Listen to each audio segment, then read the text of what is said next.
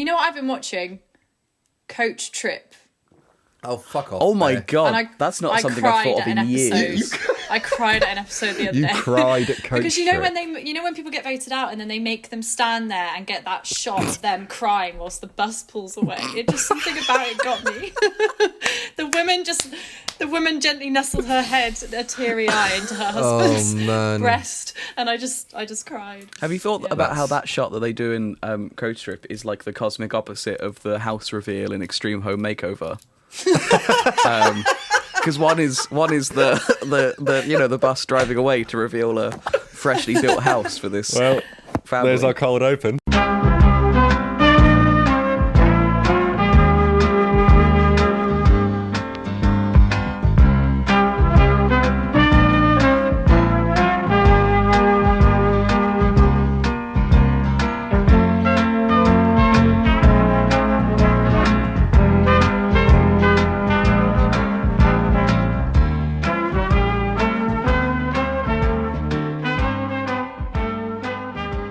If you look at Tom Hanks's two sons, they just show that this guy has both heaven and hell inside of him.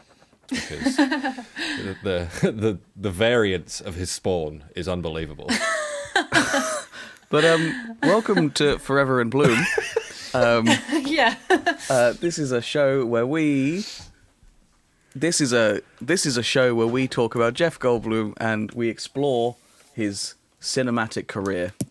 And I did get that wrong, and I'm not doing it again. It's fine. Why does it feel like it's been a year since we've done this? It feels like it's been a year since Has it not we've been a year? I think it has been a year, hasn't it? Yeah, it's been a year since we did Insane. Oh, you Jurassic mean Park. since we've done this? I thought you meant since we started. No, It's no, been since we nearly last 2 done years it. since we started, isn't it? Is that right? Oh my god. Yeah, don't. I don't want to get into that. And today we're talking about. I was about to say we're talking about Coach Trip Barcelona because that's the image that's up on my screen. No, today we are talking about Lush Life, the 1993 or 4 film about Jeff Goldblum and Forest Whitaker as a pair of jazz musicians in New York City. I've only just remembered this was a TV movie, and that now makes a lot more sense to the thing that I've just seen. And let's just break the ice. How do you guys feel about it? Oh, I'm Seb. Oh yeah, I'm Liam, and this movie fucking blows. I'm Beth, and I thought this was a just a big pile of gaslighting, horrible, doopity bullshit. If I'm quite blunt, I really hated everything about this film. I like the music. Music was great. Music was great. Not for you, Beth, I'm sure, but Not for me. Not my cup of tea. yeah. I even a couple of times sped it up so it was proper bebop, man. It was fucking sick. Oh, I watched the whole thing at slightly faster than it was meant to be watched. Yeah, that's probably why you hated the music even more. But That's the only way I could get through it. Yeah. it's fair. I did that on the back end. It was rough. So yeah, got Forest Whitaker and Jeff Goldblum as our titular two. Jeff playing a guy called Al Gorky, Fantastic name. and then I guess juxtaposed by Forest Whitaker's Buddy Chester. Also, fantastic name. There are some good names. Man, I really wanted to like this film. I know, and I even wanted it to be good so that you guys would enjoy it because I know you love jazz so much. I know. And I genuinely, I wanted it to be good. 10 minutes in, my but it mum wasn't. called me, and I was like, I'm watching this film, it's fucking sick, there's jazz, Jeff looks sick with his stubble, I'm so into this, Forest Whitaker's in it. As soon as I hung up the phone, there was this weird fucking, like, elevator assault scene, and I was like, yeah maybe not. Yeah, it was a very extreme way of showing that this guy needs to sort his life out. And it kind of missed the mark in that it portrayed him making all these, I guess they were supposed to be considered like silly young male decisions, you know, sleeping with women that he shouldn't be. But he was actually he was just sexually harassing women. I still think that's maybe giving it too much credit. I feel like I got the feeling like halfway through this movie that, because it's written and directed by the same guy, that this is just him like living out some sleazy musician on the road sleeping with a bunch of women fantasy, you know, like he got a low budget for a TV movie, just wanted to like live out this fucking fantasy through this making this movie, because not good people. Yeah, No. bad people, not very likable characters at all. Which is really hard for me because of how much I both enjoy Jeff and especially Forrest Whitaker, man. Like, Yeah, and I think for the characters, I think they put in a good performance. It's just that the characters themselves were bad. douchebags, yeah. It's weird. Like, I don't like either of them, but I like their friendship. Yeah. Yeah, I understand that. So, okay. Here's the thing that I'm struggling with. One of many things that I'm struggling with, but I find it really easy to get taken in around narratives around people who are really, really dedicating themselves to, like, jazz, baby. Like, I can't explain it other than the fact that I really like jazz. Like the Eddie, that show. The Eddie, all I was thinking about while watching this is, I should watch the Eddie again. Yeah, I wished I was watching it instead of this. Yeah. Because this blows. So I like the trumpet. I like the saxophone. I like all of the music. I like the fact that they're, like, egging themselves, each other on in that way. They're like, oh, you gotta remember Supporting each this other in track their unless I careers. start it. There's some nice stuff going on there, and there's a couple of fantastic lines in the first, like, 20 minutes, and then it gets worse progressively. I thought in the first 10 minutes, it was giving me an impression of Whiplash and Birdman and films that are showing someone so dedicated to their craft that it consumes their life. Yeah. I thought the first 10 minutes were pretty good. Those, like, nice intimate shots of them talking to each other. And then it just completely went the opposite way. Yeah, like, fell apart. Completely the opposite way, and was not what it was telling me it was going to be. And there is... I know we say this probably, like, more episodes than we don't, but there's a good story in there. Yeah. There's, like, two good friends that are fucking... like, are brought together by music and support each other, and one of them goes through an extremely hard time because he gets, like, 2 massive golf ball sized brain tumors, and he gets given, like, a terminal sentence of, like, 3 months or something. And seeing, like, a really tight friendship go through something like that and them supporting each other through the thing they're both dedicated to is a story I'm so here for. Yeah, 100%. But it's just it's only that on, like, the most surface level. There's, like, nothing underneath that, it's all just like babes and jazz. We'll get loads of babes, we'll get loads of ladies, and grass, and food, and lots of locks. And his relationship with his wife is just hideous. Like, Yeah, just he absolutely doesn't. He completely tunes her out of his life. Like, he basically doesn't even acknowledge she's there when she needs him, and he sleeps with other women. He chats up loads of other women, fills up random women in elevators, and then comes crawling back to her when he's got an emotional problem that he needs to emotionally process. He comes and he opens up to her. I don't really know what structurally that was trying to do. It's a proper to the story. Oedipus thing, I feel, man. Like, fucking just using her as a mum, just mummying her. Yeah, she was basically his mum. He was her teenage son / man lover. Oh yes, everyone knows the classic Oedipus story about her 16-year-old son / man lover.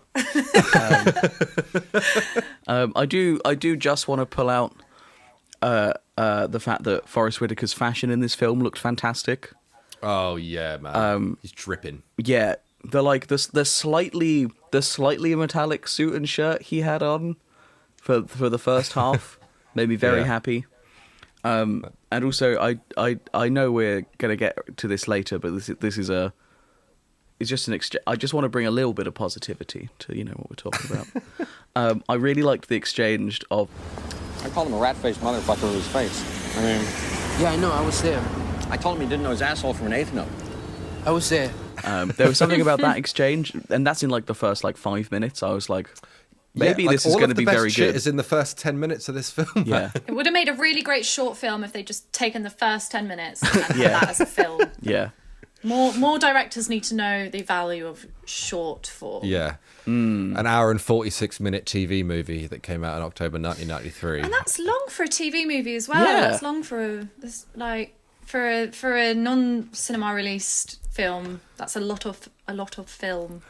I've just been scrolling through the YouTube comments. Oh, yeah. What I really want to do is I want to approach Vice or Netflix and get them to commission me to make documentary where I scroll through the worst TV films on YouTube. I find all the people that have written, this is my favourite fucking movie ever.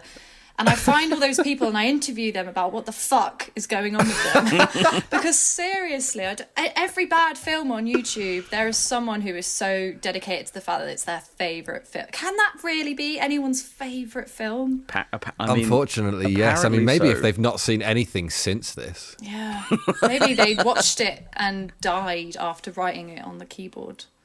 And... yeah, there is there is one comment I want to pull out from this video on YouTube, which is one of those. I've just scrolled past it. Which is just one of those like phrases you read in like really bad film reviews, which is just shout out to the uncredited co-star, the city of New York. Oh god! It just I just can't be doing that sort of stuff. I'm afraid That makes me feel sick. Yeah. Man. Yeah.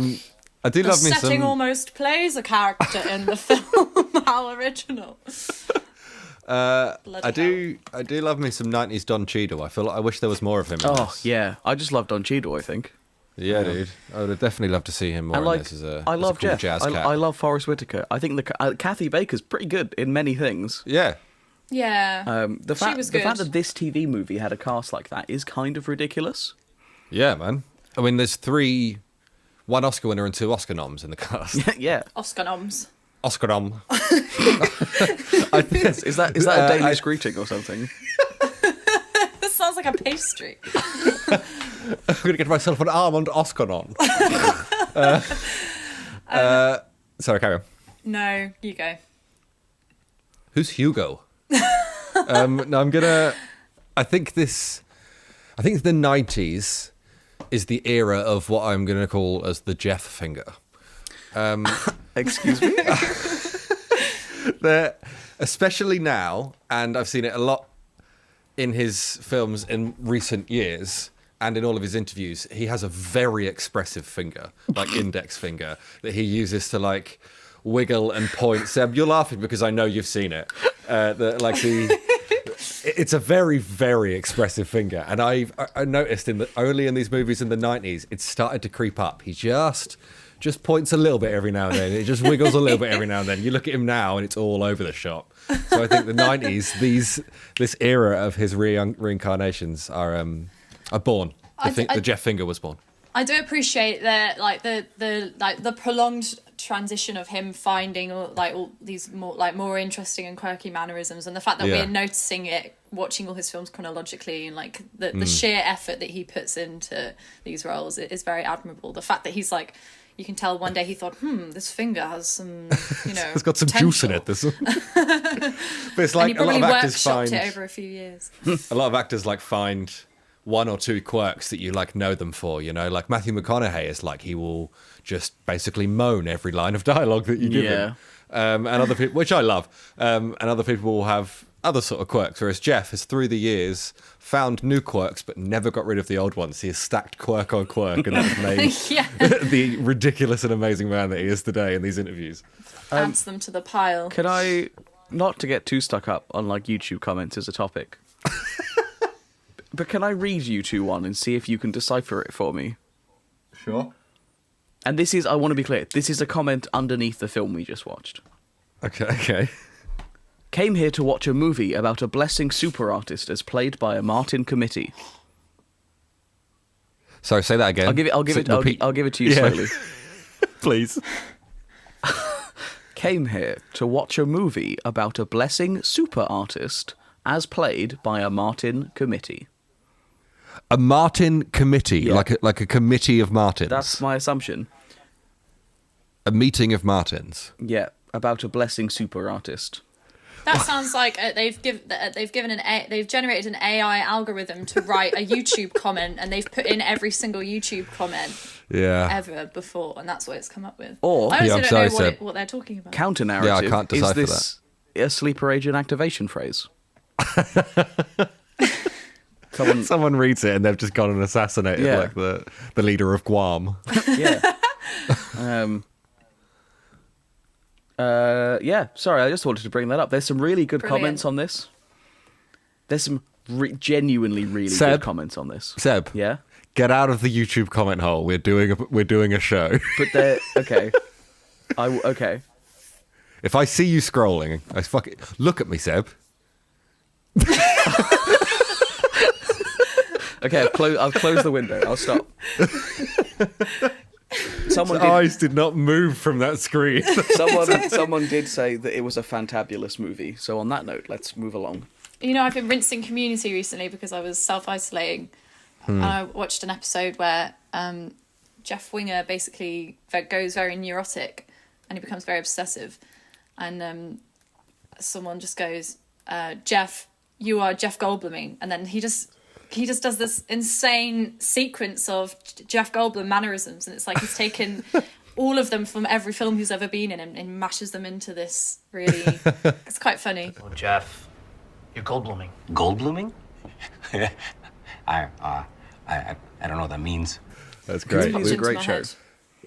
And we Yeah. are too equipped to spot Jeff in the wild now, aren't I mean, we? it stands out, doesn't it? Like, Yeah. everything you watch, if they say anything, Jeff or Goldblum, it, like, jumps out at you. Do you think that once we've done this, we can get like an honorary PhD in like Goldblumology or something? I fucking I hope think we so. should. Yeah. From I'm gonna- the University of Fake Degrees, maybe? Or if he'll write me if he'll write something that we can turn into a badge. Be like, I hear Jeff Goldblum declare these three as the best. This is all on there. Jeff Noah's in the land. See, this film was obviously had such an effect on us that we ended up talking about Community and Blue Peter badges. Why is it called Lush Life? Does anyone know? It's the name. It's based off an old jazz standard. Yeah. Oh, okay. Good, which is a good tune actually, and the Yeah. it's a good tune. Good tune. And to be fair, the guy that wrote all the music in this has gone on to do some other good things. Oh, yeah. which is good because that guy clearly was the best part of this film. Yeah. That made the soundtrack. But it took an hour and a half, but we did actually get our original piano Jazzy Jeff. Yeah, you're right. He was a hornman the whole way through this, wasn't he? He was a hornman. in played more saxophone. ways than one, if you know what was I a- mean. Sorry about that. Don't do Laugh that. again. Horny hornman. Yeah, he played sax, he played flute, he played recorder, all of the winds, most of the winds, Most and of then the at the winds. end we got a dabble, a soupçon of piano, and it was the only one that he looked like he was actually playing. Yeah, I'll be honest. The acting performing in this film, in terms of the music, was not very good. Yeah, I don't. I think any sync problems with like any of the musicians that weren't an actor Yeah. would have been because of any edits, because I found out all the other musicians that aren't like to play a main role, that don't play a main role, are all from like the Hollywood Orchestra of Film or something. They're all profesh musicians. I'm just going to break our format a little bit. Sure. And I know that usually at the end we bring up a golden bloom. And I'm struggling with this. That's not what I'm going to do. I'm going to bring up a lush forest. Sorry, also very bad. So there's a scene relatively early on, and it's maybe my last favourite line from the film. Like, as in, it's only like it's at 18 minutes and 46 seconds roughly, and that's the Right. last time I wrote down this is a really good line of a nearly 2-hour film. And it's when they're upstairs after a gig, and a guy is talking to them about getting them to go and do another job. And Forrest Whitaker says, "Oh, you got to make sure you get us food and stuff." And the guy's like, "Yeah, no worries." And like the scene cuts off very quickly, but just before it cuts off, you just hear Forrest Whitaker going, "I'm talking sandwiches." And it's just really good. I don't know why, but that's all I've been thinking about for the whole film. It's just Forrest Whitaker saying, "Sandwiches." Okay, I guess fuck it. Let's do the golden blooms now. I'm struggling, but I would probably say, like the first scene he's in the film, that little monologue that they both give at the start. He's got that dappled. It's the first Man, words are a myth today, aren't they? Yeah, I think this is the first stubbled Jeff that we've ever seen. That might be true. I dig it as a look. It caught me off surprise, and I liked those monologues at the start, and he was, from that point on, an absolute creep. Okay, the line, he can't tell his ass from an eighth note. That's my golden blue. That's good, actually, yeah. That was a good one. Anything after that, he was a garbage man. Yeah. You came up with a lot. Like there was like 3 or 4 points in there. First 10 minutes, isn't it? I honestly cannot think of one. I don't really Take want to one of give mine, him mate. one. I'll just take whichever one you don't want, because I find that elevator scene so unforgiving. I don't really want to go there. So Yeah, it's fucked, isn't it? But that's old Michael's fault, isn't it? Michael Elias, the spindly little creep that he probably was. But Jeff is in this for 53 minutes and 42 seconds, Fair. which is just less than half of the length of the film. yeah, you know what's interesting? Like, I feel very much like Jeff's character is considered the main character. Mm-hmm. But I feel like this should have been Buddy Chester's film. It's all about him. But I feel like obviously the tall, handsome white dude steals most of the limelight. But I think his character does that as well. He's always trying to make it about him, even though it's his friend that start. Like, the amount of scenes where Forrest Whitaker keeps correcting him from him saying, like, we're going to die, we're going to get through this. And he's like, no, I'm going to die. Like, this is happening to me as much as it is affecting you. This is still happening to me and not you, kind of thing. And I hate the idea that this guy having brain tumours is used as some kind of character progression. Yeah. I just think that's just awful filmmaking. I guess that's why it's a TV movie. I feel like his character sort of deteriorated throughout the film as it was trying to make us root for Jeff's character a bit more. They were trying to give him redeeming qualities. Yeah, you can't, because he's a bad man. Bad man. This film just gave me bad vibes, to be honest. I just didn't enjoy it at all. I'm struggling to talk about it in a funny way because I actually found it quite irritating. True Bloom. I gave it a 4. Yeah, that tracks. That's what I did. Oh, yeah. Yeah, I think a 4 or 5. I'm going to go with a 4. Nice. I would have given it less if I didn't see that finger creeping up. There was a lot of his good finger, and there was also Seb. What? I'm gonna ban that phrase. You cannot say his good or Jeff's good finger. Okay, fine. His immaculate digit and what he did with it. But also, he's a jazzman, and there was lots of jazz in this. So that's I mean, yes. Yeah. Also a big old sleaze bag, but. Yeah, you'd think the content of the film, you think would make it automatically have a very high True Bloom scale because it's what he's known for outside of cinema. But that just proves how awful this film was that we've given. And you only had him on his instrument for 30 seconds. Yeah, the actual instrument he plays, like the dude plays jazz piano, and you're trying to make a jazz film. Put him on the piano. Yeah, let him do his thing. You know. Instead of making him just mime with a piece of wood in his mouth. I also gave it a 4 for craft because Me too, man. it wasn't good. Wasn't made well. No, very, very boring and too long. Yeah. I'm giving it a 2. Wow. Yeah, that's also tracks, mate. I do not blame you. And I gave it 4s across the board. Okay.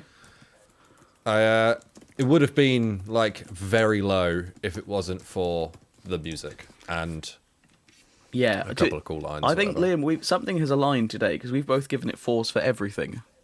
It sounds right. Beth, but that's because we're jazzmen. What are you? If we didn't feeling? like jazz, Beth's is probably more accurate to the actual state of the movie. I'm going to give it a 1. That's fine. Yeah. Do not be sorry.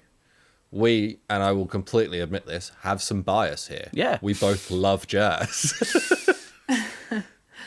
So but we enjoyed it even more. even if it was about 2 grunge musicians, I still don't think I would have enjoyed it anymore. Yeah, the no, that's events also that took true. place. I mean, there's that film that came out recently with Riz Ahmed called Sound of Metal. I really want to watch I'm really that. not a fan. Oh, dude, watch that film. That is such a good film. Is it? Yeah, it's really good. Yeah. It's about a drummer that loses his hearing. And I think you'll also love the music in it. I think you'll like some of the music in it anyway. It's basically he's in like a punk band kind of thing. And yeah, I wasn't a huge fan of any of the music that was played, but it fit the story and works everything for their characters and what they're doing, and it just is perfect.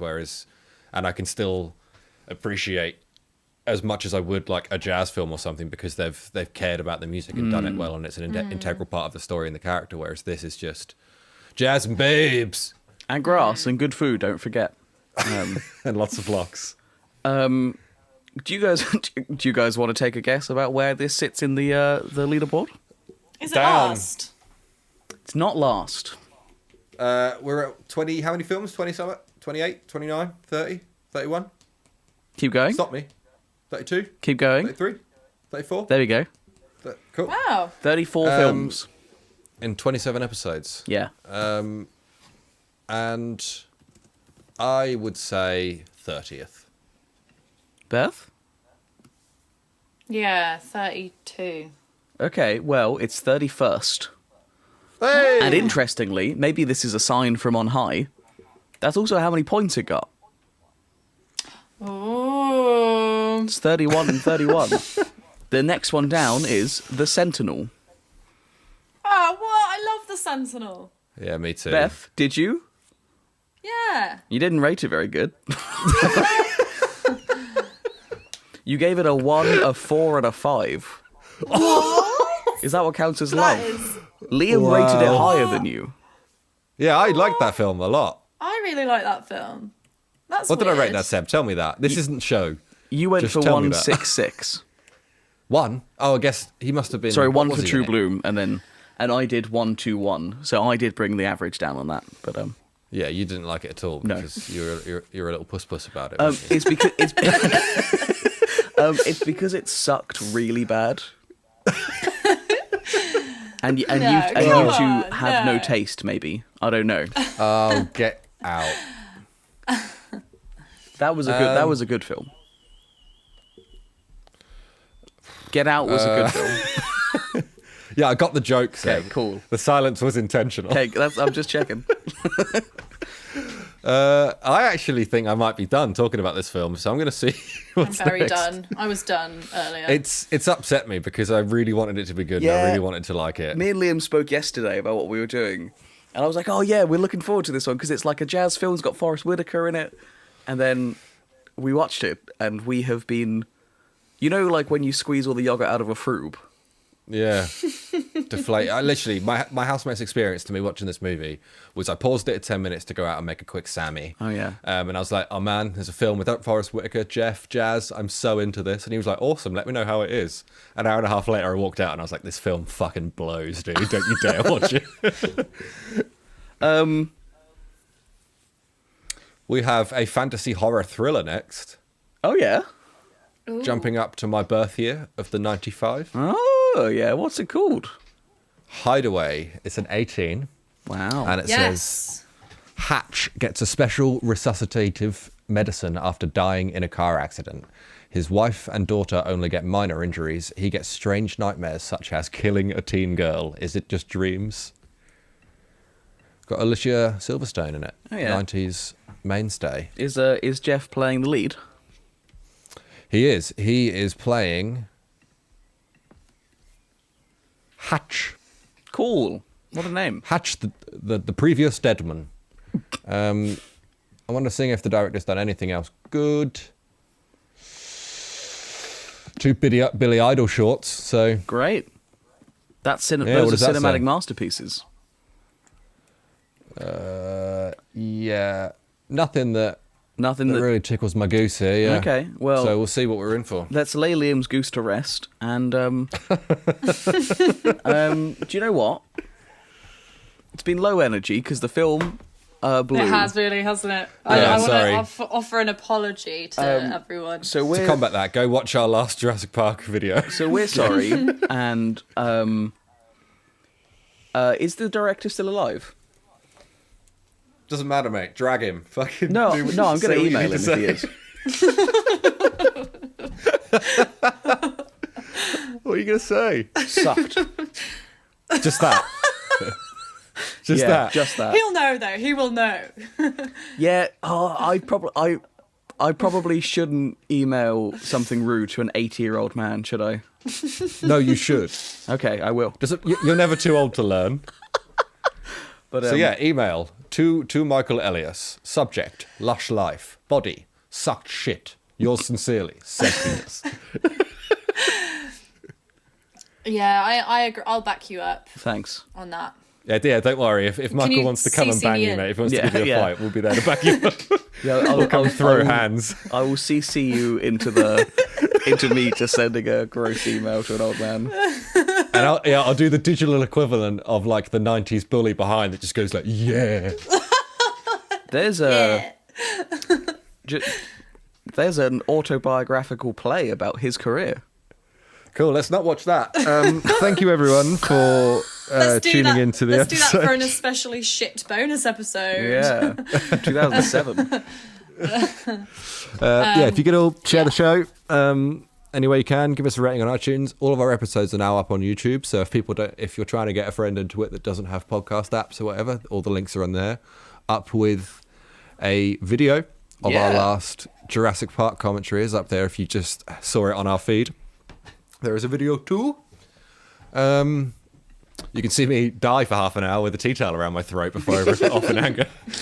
And what else do we normally say here? Oh, email. Yeah. You can get in touch, send any messages to the show, any Jeff theories you have at foreverinblum@gmail.com, or send us a message on Instagram at foreverinblum. So Thanks. Bye. Yeah, that's it, I guess. yeah, that's it. We'll see you in a couple of weeks. Sorry.